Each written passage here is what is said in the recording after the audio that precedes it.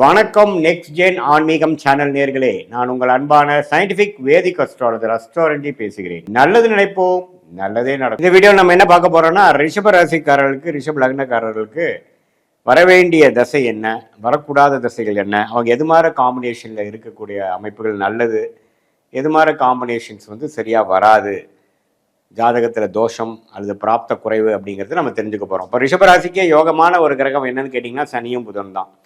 சனியும் புதனும் திசைகள் ஒருத்தருக்கு வரும்பொழுது அருமையான விஷயத்தை கொடுக்கும், கோடீஸ்வரனாக வாழ கொடுக்கும், நல்ல வசதி வாய்ப்புகள், நல்ல அறிவு, நல்ல வாழ்க்கையில் என்னென்ன விஷயங்கள் அவங்க எதிர்பார்க்குறாங்களோ எல்லாமே கிடைக்கக்கூடிய அமைப்புகளாக வரக்கூடிய அற்புதமான 2 கிரகங்கள் என்னென்னா சனியும் புதனும். 5ஆம் வீட்டு அதிபதியாக புதனும், 9ஆம் வீட்டு அதிபதியாக சனியும். சனி குருவோட பார்வையிலையோ சுக்கிரனோட சேர்ந்துட்டா கேட்கவே வேண்டாம், இன்னுமே யோகங்களை அள்ளி கொடுப்பார். அது வரவே சேர்க்க வேண்டிய ஒரு நல்ல சேர்க்கையாக அமைய வேண்டிய சேர்க்கையாக இருக்கிறது. குருவும் சனியும் சேருவது, குருவும் சுக்கிரனும் சேருவது. அதே மாதிரி சனி ராகுவோட சேர்வது மிகவும் தவறு. ராகு திசையும் நன்றாக இருக்காது, சனி திசையும் சுமாராக தான் இருக்கும். அதனால் சேரக்கூடாத காம்பினேஷனில் சனி ஒரு ராகு வரார். அதே மாதிரி சனியும் செவ்வாயும் சேர்வதும் அந்த சனியின் யோகத்தை குறைக்கக்கூடிய அமைப்பாக அமைகிறது.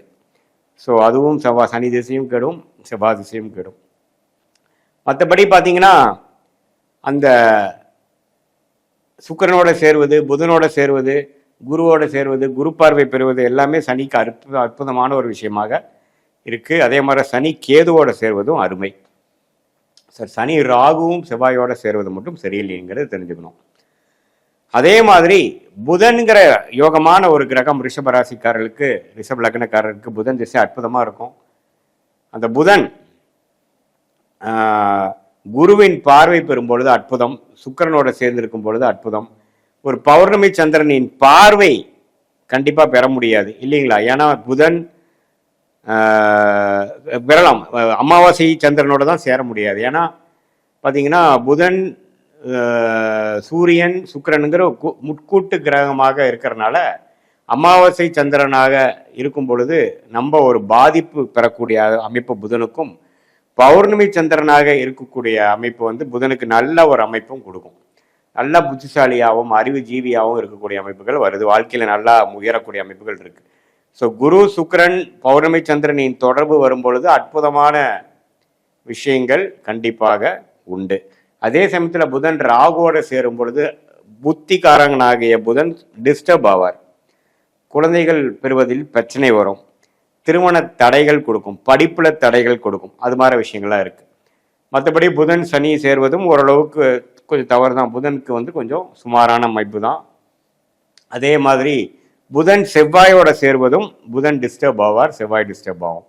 ஸோ படிப்பு விஷயத்துல, அறிவு சார்ந்த விஷயத்துல, குழந்தைகள் விஷயத்துல, அது மாதிரி விஷயத்துல அவ்வளோ நல்ல ஒரு உடனே வரக்கூடிய நல்ல பலன்கள் இல்லாமல் தடைகள் தாண்டி தான் நல்ல பலன் வரும் அப்படிங்கிறத நீங்க தெரிஞ்சுக்கணும். ஸோ வரவேண்டிய 2 திசை, சனி திசை புதன் திசை, யாரோட சேரக்கூடாது யாரோட சேருன்னு தெரிஞ்சுட்டீங்க. வரவே கூடாத மிகவும் சுமாரான திசையாகிய குரு பார்த்தீங்கன்னா ராகுவோட சேர்ந்துட்டாருன்னா ஒன்றுமே பிரச்சனை. குரு ராகுவோட சேர்ந்து குரு திசை வந்துருச்சுன்னு வைங்களேன், டோட்டல் ரொம்ப கேர்ஃபுல்லாக இருக்கணும். ஏன்னா அவர் ஆல்ரெடி ஆதிபத்திய விசேஷம் இல்லாத கிரகம். அவர் ராகுவால் பாதிக்கப்பட்டு குரு திசை வரும்பொழுது ஒன்றுமே நல்லா பாட்டுப்படுத்தும். ஆயுசு விஷயத்தில் ரொம்ப கவனமாக இருக்கணும். அது மாதிரி அமைப்புகளாக இருக்குது. அதே சமயத்தில் குரு சனியோட பாதிப்பில் இருக்கும் பொழுது கொஞ்சம் டல் அடிக்கும். அதே மாதிரி கொஞ்சம் கேதுவோடு இருக்கும்போது வேற மாதிரி ஒரு பலன்கள், நல்ல ஒரு டிஃப்ரெண்ட்டான பலன்கள்லாம் வரும். அது தப்பு இல்லை. எப்படி போயிட்டு இருக்கு, எது மாதிரி லக்னத்தில் பிறந்தீங்க, எது மாதிரி ராசியில் பிறந்தீங்க, உங்களுடைய ரிஷபராசிக்கு தகுந்த மாதிரி அமைப்புகள் எப்படி இருக்கு, எந்தெந்த கிரகங்கள் எப்படி இருக்கு, சனி திசை குரு திசை புதன் திசைங்கிற யோக திசைகள் வருகிறதா, அல்லது உங்களுக்கு அவயோக திசை குரு திசை தான் வருதா, அந்த குரு திசை எப்படி பாதிக்கப்பட்டிருக்கு. நல்ல காம்பினேஷன் நாம பேசின குருச்சந்திர யோகம், குருமண்டல யோகம், அந்த சுக்கிரனும் செவ்வாயும் சேருவதும் பார்த்தீங்கன்னா செவ்வாய்க்கு நல்லது. அது மாதிரி நல்ல யோகங்களாக இருக்கா, அல்லது புனர்ப்பு தூஷம் என்று சொல்லப்படுகிற சந்திரன் சனி சேர்வது, ராகு சனி சேர்வது, புதன் ராகு சேர்வது, அதே மாதிரி குரு ராகு சேர்வது, அது மாதிரி விஷயங்கள்லாம் இருக்காங்கிறது நீங்களே உங்கள் ஜாதகத்தில் பார்த்து அது பிரகாரம் பிராப்தங்களை தெரிந்து கொள்ளலாம்.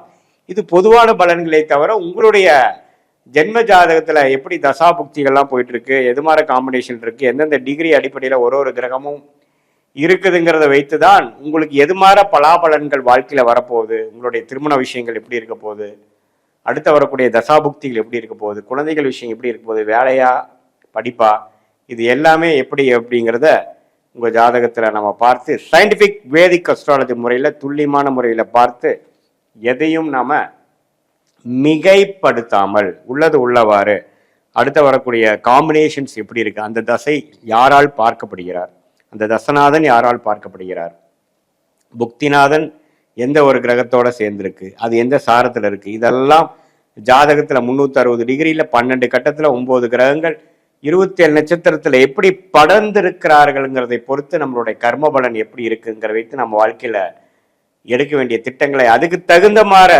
நம்ம அலைன் பண்ணிட்டோம்னா வாழ்க்கையில் எந்த விதத்திலையும் நம்ம போராட்டங்கள் பண்ணாமல் எந்த நம்மளுடைய காம்பினேஷன்ஸ் எப்படி இருக்கோ, எது மாதிரி தோஷங்கள் இருக்குது, எது மாதிரி பிராப்தங்கள் நம்ம ஜாதகத்தில் இருக்கோ அதுக்கு தகுந்த மாதிரி ஒரு வாழ்க்கையில் செய்யக்கூடிய ஒரு தொழிலாக இருக்கட்டும், ஹையர் ஸ்டடீஸாக இருக்கட்டும், வேலை வாய்ப்பாக இருக்கட்டும், திருமணமாக இருக்கட்டும், வாழ்க்கையில் எந்த நேரத்தில் எது எடுக்கலாங்கிற முடிவாக இருக்கட்டும், அதெல்லாம் அப்படி பிரகாரம் நம்ம எடுக்கும் பொழுது வாழ்க்கையில் நம்ம எந்த விதத்திலும் முரண்பாடான விஷயங்கள் போடாமல் எதிர்நீச்சல் போடாமல் சயின்டிஃபிக் வேதிக் அஸ்ட்ராலஜி முறையில் நம்மளுடைய ஜாதகத்தில் இருக்கக்கூடிய காம்பினேஷன் என்னங்கிறது துல்லியமாக தெரிந்து கொண்டு அதுக்கு தகுந்த மாதிரி வாழ்க்கையை நடத்தி கொண்டு வாழ்க்கையில் எளிதில் வெற்றி பெற முடியும் என்று சொல்ல விரும்புகிறேன்.